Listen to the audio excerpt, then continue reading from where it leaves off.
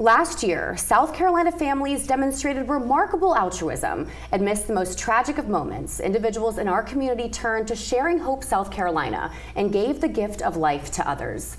Joining us to reflect on the growth and impact of this organization is its CEO, Dave Destefano. Dave, thank you so much for joining us today. Thank you so much for having me. So Sharing Hope had a remarkable year, 2023. Yes. Can you touch on that? Sure. We continue to see a milestone of generosity here in South Carolina. The people of South Carolina continue to, in their darkest moment, give the gift of life to others to save and enhance lives through organ, eye, and tissue donation. And we continue to see us reach milestones of those legacies year after year, and last year was no exception. Mm-hmm. What do you think is contributing to this significant growth? I think part of what is helping us is our engagement with the community. We are continuing to try to engage the community to talk about donation at end of life. We're continuing to try to inspire those with our conversation and to talk about the benefits of donation to those who are waiting.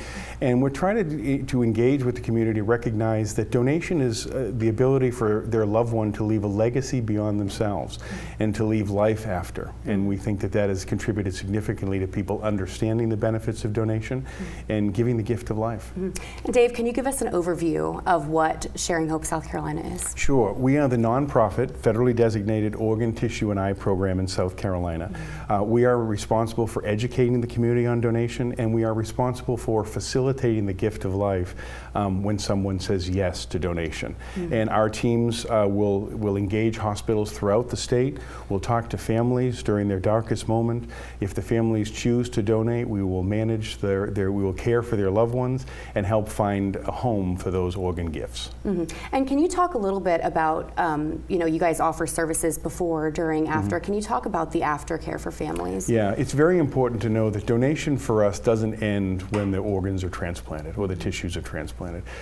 We consider our families heroes, and we consider them a part of our community forever. And so we try to offer programs that can support them during their acute phase of grief, right after they've lost a loved one, but also along for years and years to make sure that we continue to be there for them, continue to support as they go through their grief journey, and also connect them with other families experiencing the same grief so that they don't feel alone and they can feel like part of something bigger. Yeah. Now, do you ever connect families who, lost a loved one but was able to save a life? Do you ever connect them with the recipients? We do. It's such a great question. That is such a valuable and important part of our mission, an important part of our work, to be able to introduce those recipients to the donor families.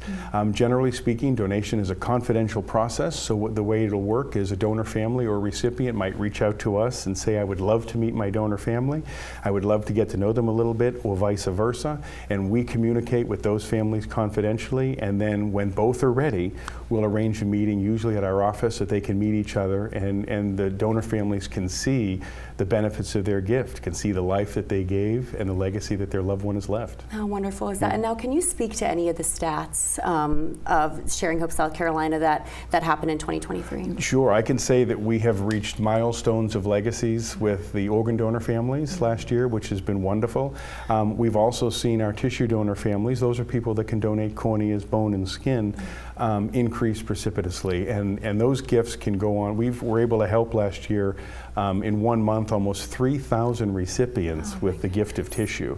And over the year, we've helped tens of thousands get a second chance at life through the gift of organ and tissue last year. And we're just very proud of that work, but more importantly, very proud of the community that we serve, because without them, we would not be able to save one life, and we are because of their generosity. Yeah.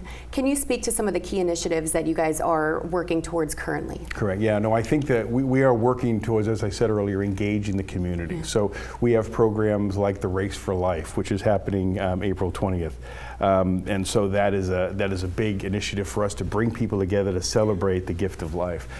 We are working at restructuring the organization to make sure we have an executive focus on donation in the state of South Carolina, so that our collaborative relationships with hospitals, with coroners, with funeral homes, with hospital association are improved, and so people know who we are.